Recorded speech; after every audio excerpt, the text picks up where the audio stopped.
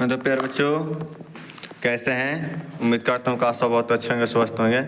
तो प्यारे बच्चों, हम लोग पिछला वीडियो में पढ़ चुके हैं मानव नेत्र, जो कि वन शॉट वीडियो बनाए थे। उसमें हम शुरू से पढ़ाकर लास्ट तक सिर्फ एक ही वीडियो में आपको पूरा समाप्त कर दिए थे, ठीक ना। उसका सब्जेक्टिव हम पढ़ा चुके हैं, ठीक। तो अगर आप उस वीडियो को नहीं देखे हैं तो जाकर आप लोग पहले देख लीजिए, ठीक ना। तो आज हम लोग उसी के पाठ का ऑब्जेक्टिव करने वाले हैं, ठीक। तो ऑब्जेक्टिव करने से पहले आप लोग अगर नहीं देखोगे वीडियो तो देखिएगा, उसके बाद ये क्वेश्चन सॉल्व हो पाएगा आपसे, ठीक ना। तो आपको इस वीडियो देखने से पहले उस वीडियो को देख लेना जरूरी रहेगा, ठीक ना। आज हम इसको डिस्कस करेंगे पूरा वन शॉट में। इसका जितना भी ऑब्जेक्टिव होगा उतना हम आज लोग मतलब कि क्लियर कर देंगे, ठीक ना। और इस पार्ट से बहुत ही क्वेश्चन पूछता है बिहार बोर्ड में, तो आप लोग का क्या है कि पढ़ना जरूरी है और इसका टिक भी लगाना जरूरी है, ठीक ना। तो आप लोग इस ऑब्जेक्टिव का टेस्ट लगाइए और कितना आप लोग टेस्ट में अपना ये आंसर दे पा रहे हैं अपने खुद से, उसको आप लोग कमेंट में बताइए। हाँ सर, मैं इतना आ जा रहा है, हमें इतना मतलब कि आंसर सही जवाब दे दिए हैं, ठीक ना। तो हम स्टार्ट करते हैं, ठीक ना।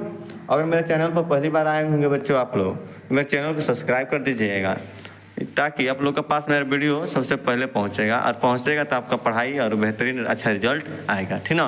तो इसके लिए मेरे साथ आप लोग जुड़ जाइए, ठीक ना। और व्हाट्सएप ग्रुप भी है, वहाँ से जुड़ जाइए। और इस सभी का PDF डाउनलोड करना चाहते हैं इस ऑब्जेक्टिव का, तो टेलीग्राम चैनल पर है मेरा, तो आप लोग जाइए और यहाँ पर डिस्क्रिप्शन में लिंक है, इससे आप लोग जाकर डाउनलोड कर सकते हैं, ठीक ना। चलिए बच्चों, देखिए पहला क्वेश्चन दिया है मानव नेत्र, ठीक ना। इसका हम सॉल्व करेंगे। सबसे पहले यहाँ पे पेंसिल ले लें हम। देखिए पहला क्वेश्चन दिया है,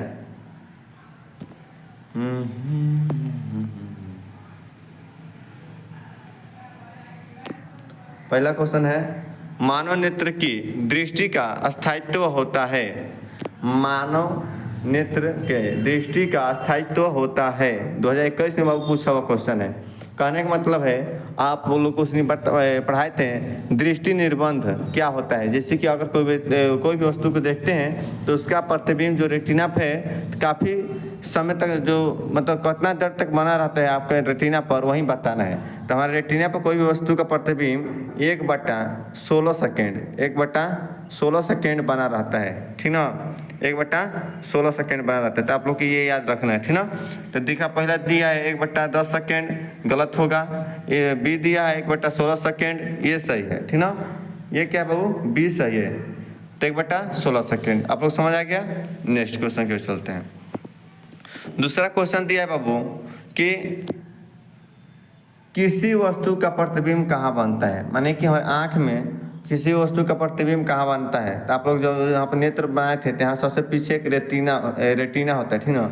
इसी रेटिना पर किसी वस्तु का प्रतिबिंब बनता है, ठीक ना।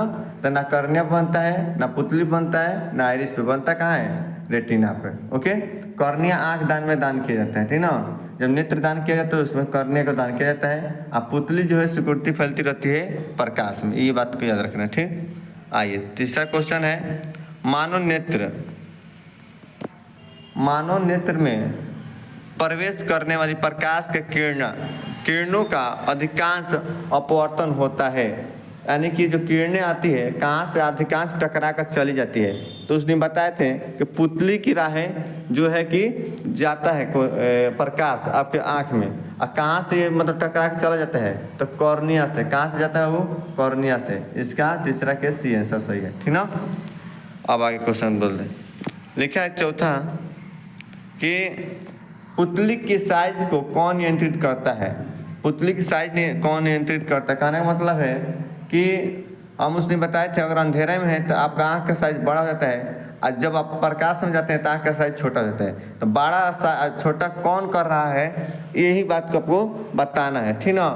तो ये आप लोग जान जाइए कि ये कौन नियंत्रित करता है, तो परितारिका करता है। कौन करता है, परितारिका करता है, ठीक। और यहाँ पर रेटिना क्या बनता है, किसी वस्तु का प्रतिबिंब बनता है, ठीक ना। आगे देखिए लिखा है आँख का व्यवहार होता है, यानी कि आँख में कौन सा लेंस होता है, अवतल दर्पण नहीं, दर्पण नहीं लगता है आँख में, दर्पण नहीं लगता बाबू, क्या लगता है, लेंस लगता है। तो दर्पण है इसीलिए यहाँ पर काट दीजिए। दूसरा यहाँ पर सी दिया है समतल दर्पण, दर्पण नहीं लगता, काट दीजिए।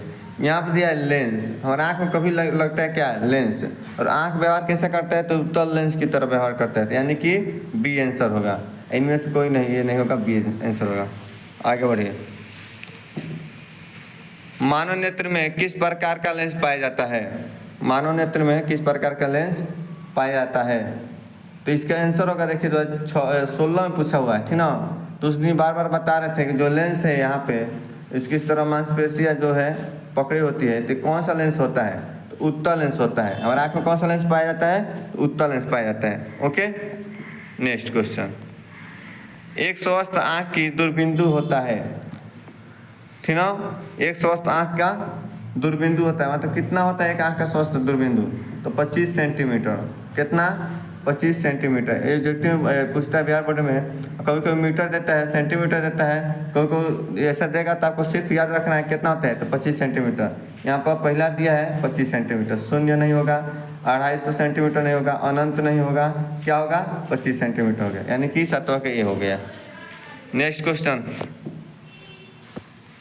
नेक्स्ट क्वेश्चन है, नेत्र द्वारा किसी वस्तु का कैसा प्रतिबिंब बनता है?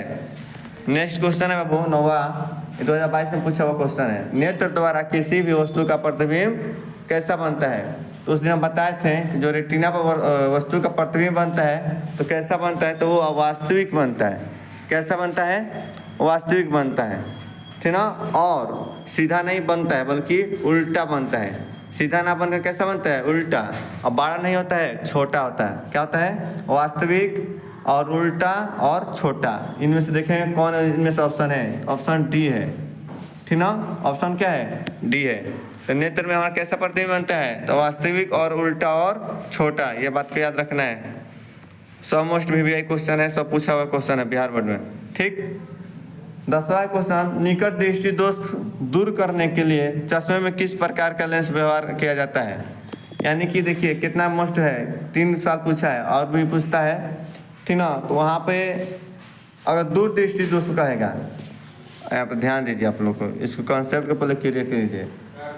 अगर दूर दृष्टि दोष कहे और निकट दृष्टि दोष कहे, निकट दृष्टि दोष, दूर दृष्टि दोष कहेगा तो उत्तल लेंस लगेगा, उत्तल लेंस।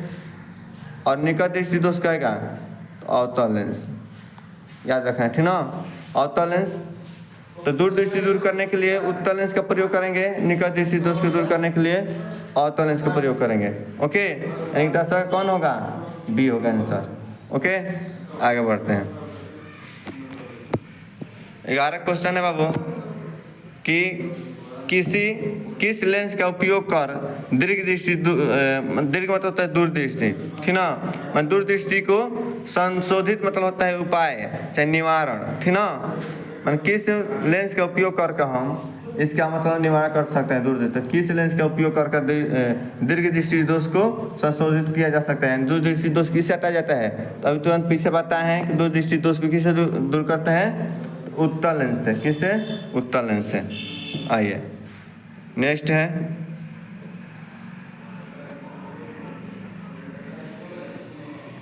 किस दृष्टि को, यहाँ पर दिया बाबू, किस दृष्टि को, दृष्टि दोष को अवतल और उत्तल दोनों लगता है? आप लोग बताए थे कि दूर दृष्टि दोष में दूर और निकट, निकट बताए थे, और बताए थे ज्यादा दृष्टि दोष, ज्यादा दृष्टि दोष बताए थे, ठीक ना। तो दूर दृष्टि दोष में क्या होता है कि दूर का वस्तु दिखाई देता है, निकट का वस्तु दिखाई नहीं देता है। यानी जो क्वेश्चन पूछता है वो वही दिखाई देता है। अगर दूर दृष्टि दोष वो कहेगा तो दूर का वस्तु दिखाई देगा, निकट का वस्तु दिखाई नहीं देगा। और निकट का वस्तु को पूछेगा निकट दृष्टि दोष, तो निकट दिखाई देगा, दूर का वस्तु नहीं दिखाई देगा।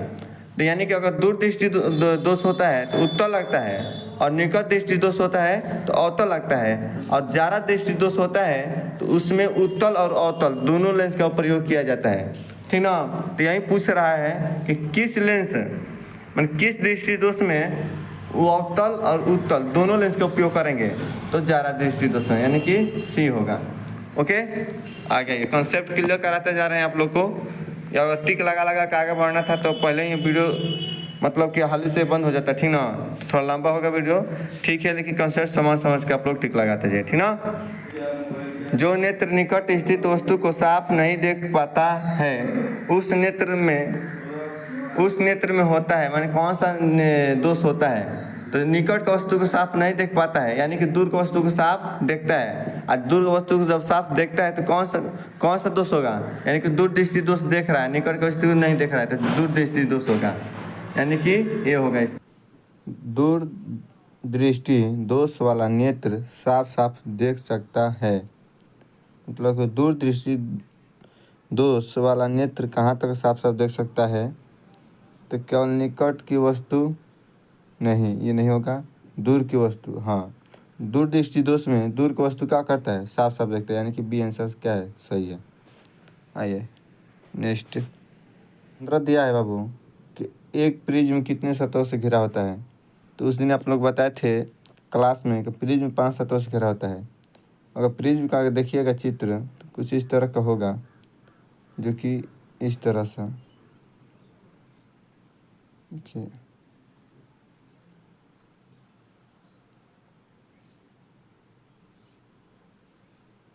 तो एक ये हो गया, एक ये हो गया 2, एक ये हो गया 3, एक नीचे है 4, एक उधर है 5, यानी कि प्रिज्म कितना सतहों से घिरा होता है? 5 सतहों से घिरा होता है।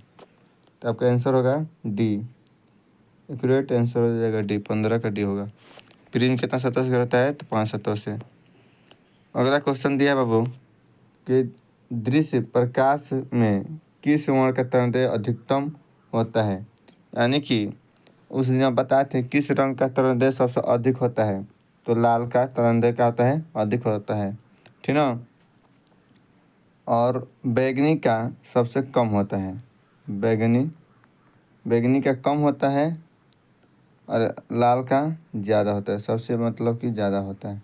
ओके, अगला क्वेश्चन है किस रंग का विचलन न्यूनतम होता है? न्यूनतम का मतलब होता है बाबू कम, न्यूनतम का मतलब होता है कम। किसका होता है?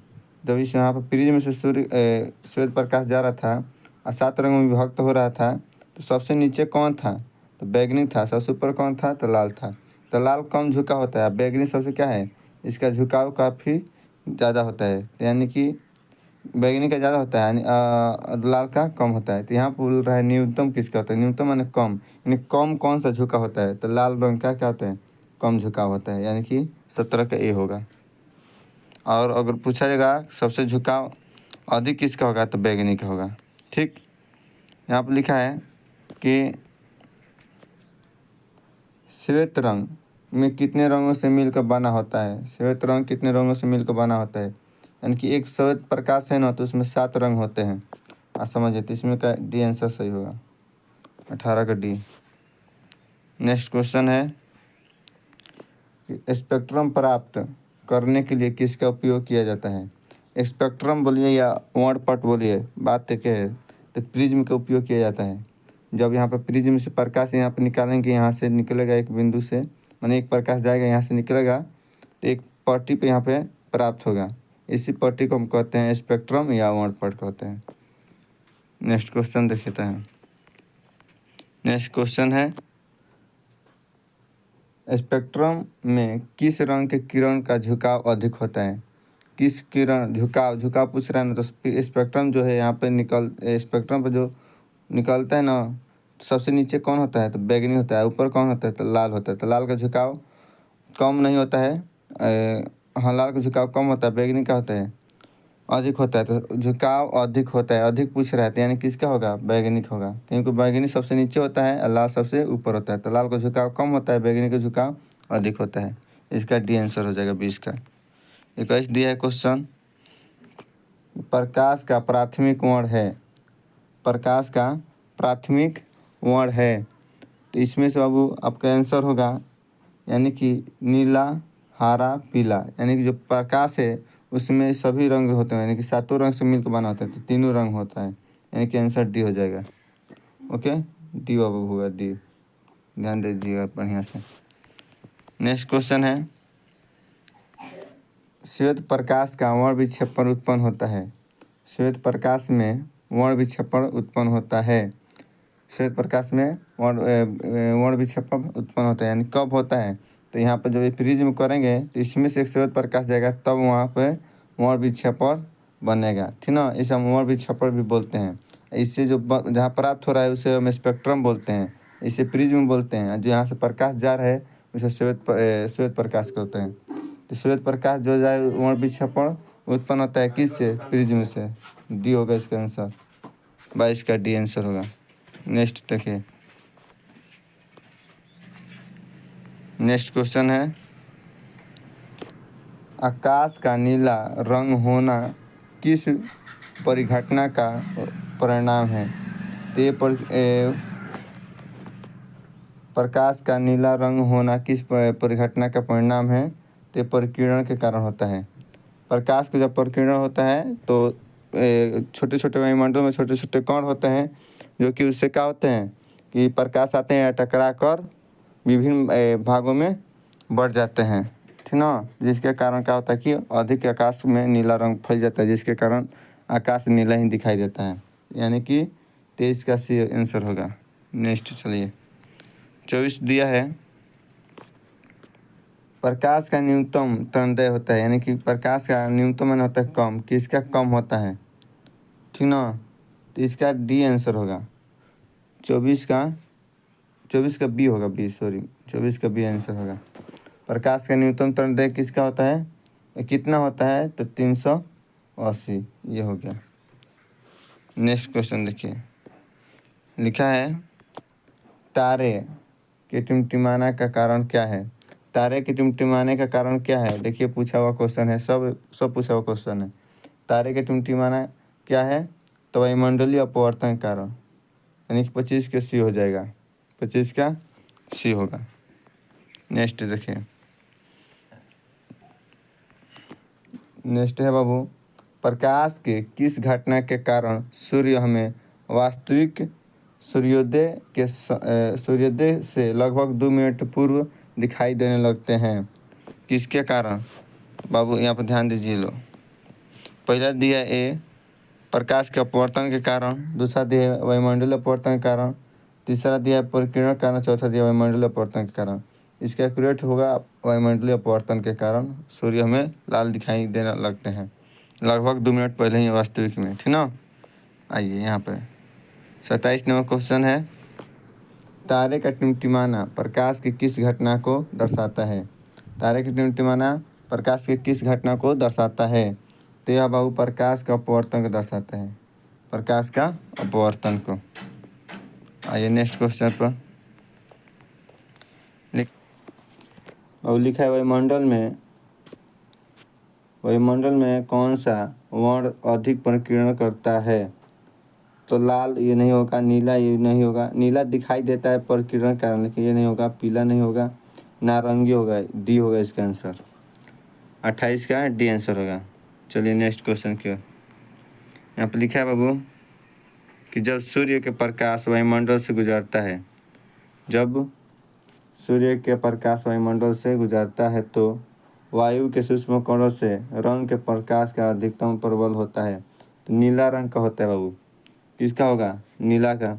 बताएं वायुमंडल में छोटे छोटे कण होते हैं, ठीक है, सूक्ष्म कण होते हैं, इससे आते हैं प्रकाश, जब टकराते हैं यहाँ से सभी प्रकाश निकलने लगते हैं, परिकिरण के कारण फैलने लगते हैं, ठीक ना। और सबसे ज़्यादा कौन किस रंग का परिकिरण होता है? तो नीला का होता है। आप लोग नए वीडियो देखे होंगे सब्जेक्टिव वाला, तो जाकर पहले देखिए, उसके बाद ऑब्जेक्टिव लगाइए, तब आपका क्वेश्चन पूरा पूरा सही होगा और समझ भी आएगा आपको। आप देखिए 30 नंबर क्वेश्चन है, प्रकाश के किस रंग का तरंगदैर्घ्य सबसे अधिक होता है? किस रंग का तरंगदैर्घ्य सबसे अधिक होता है? तो लाल का। किसका कम होता है? तो बैगनी का। बैगनी का क्या होता है? सबसे कम होता है, ठीक ना। तो किसका अधिक होता है? तो लाल का होता है, यानी कि 30 का सी हो जाएगा। नेक्स्ट क्वेश्चन देखिए, लिखा बाबू कि चंद्रमा पर खड़े अंतरिक्ष यात्री को आकाश प्रतीत होता है, यानी कि चंद्रमा पर कोई व्यक्ति खड़ा होता है तो कैसा आकाश दिखाई देता है? नीला नहीं, उजला नहीं, काला लाल नहीं, काला दिखाई देता है, काला इसका आंसर सही है, ठीक। नेक्स्ट देखिए, प्रकाश किसी कोलाइडी बिलियन में निलंबित कणों से प्रकाश के परिकिरणों को कहा जाता है? यह टिंडल प्रभाव कहा जाता है, वो किरण नहीं, टिंडल प्रभाव कहते हैं, टिंडल प्रभाव, यानी कि 32 का सी होगा। नेक्स्ट क्वेश्चन देखिए यहाँ पे,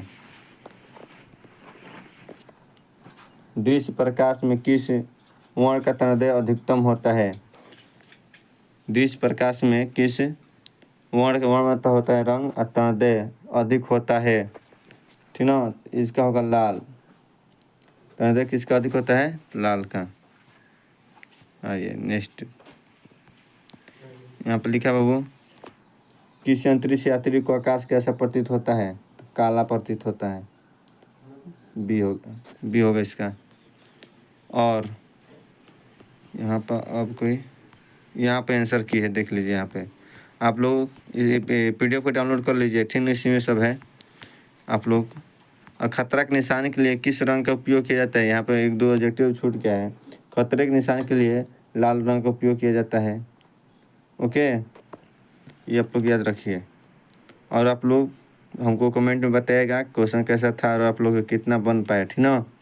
और सबसे पहले जाकर वन शॉट वाला जो है वीडियो मानव नेत्र का वो देख लीजिए, इसमें से उसके बाद ही आपसे ये सवाल मतलब आपका सॉल्व होगा और अच्छा से समझ आएगा, ठीक ना। मिलते हैं अगले वीडियो में, तब तक के लिए जय हिंद जय भारत।